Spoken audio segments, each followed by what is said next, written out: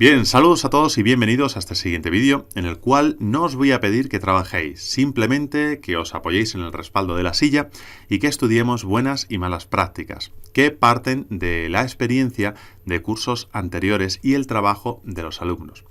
Me explico, en el curso anterior de CSS yo lo que había propuesto era aprender todas las reglas de CSS. Bueno, no todas, pero sí un gran número de reglas para, de esa forma, tener muchos recursos en nuestra caja de herramientas.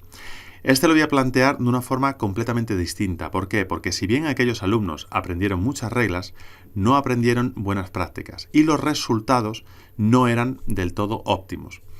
Ahora vamos a ver un HTML estructurado por un alumno del curso de HTML que en algún momento se le dice que para dar un estilo a un elemento, este tiene que tener una clase o un ID y de esa forma distinguirlo de los demás. Entonces, ¿qué pasa? Que se empieza a mostrar este tipo de sobreuso de identificadores y clases. Bien, entonces tenemos la primera capa, ID, capa 1, la sección, sección 1, el titular, titular 1. En principio, lo que debemos hacer es pensar en global. Es decir, si yo puedo resolver todos los H's, por ejemplo, agrupando con un selector, mucho mejor. Si luego tengo alguno que varía, pues puedo hacer una selección específica.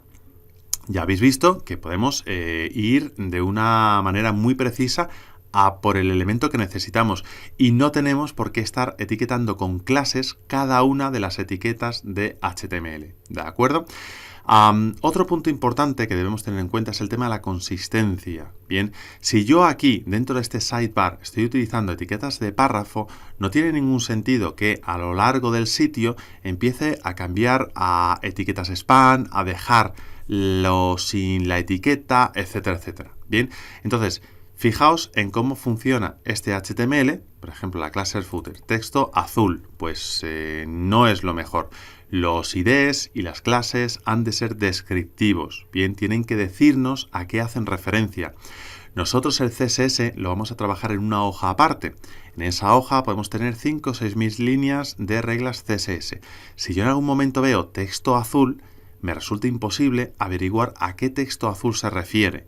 Bien, entonces es mejor tener una clase para el footer, luego si quiero algún texto azul pues también lo puedo hacer, bien, pero que sea anidando, no de esta forma.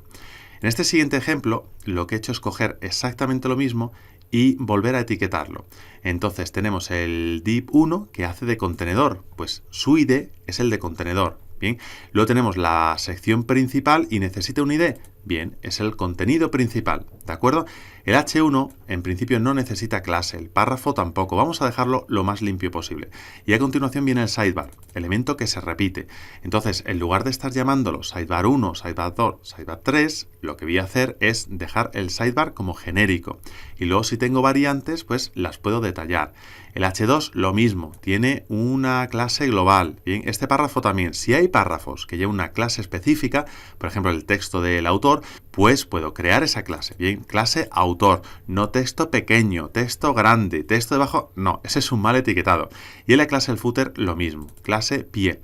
Yo suelo recomendar que trabajéis en inglés siempre los nombres, porque es donde vais a encontrar mayor documentación y así automáticamente asociáis vuestros elementos a los de los foros, de los Stack Flow, los GitHub, etcétera, etcétera. Bien, pero como muchas veces me decís que no lo entendéis, pues aquí lo voy a ir dejando todo en español para que lo podáis identificar. Bien, hay otros elementos como el sidebar que, bueno, casi hemos adoptado nosotros este palabra y los pongo así. Entonces, esto tendría exactamente el mismo resultado en HTML, pero el CSS que yo necesito escribir ahora para modificarlo es mucho más limpio, sencillo y eficaz. Os dejo un momento para que lo estudiéis y os veo en el siguiente vídeo.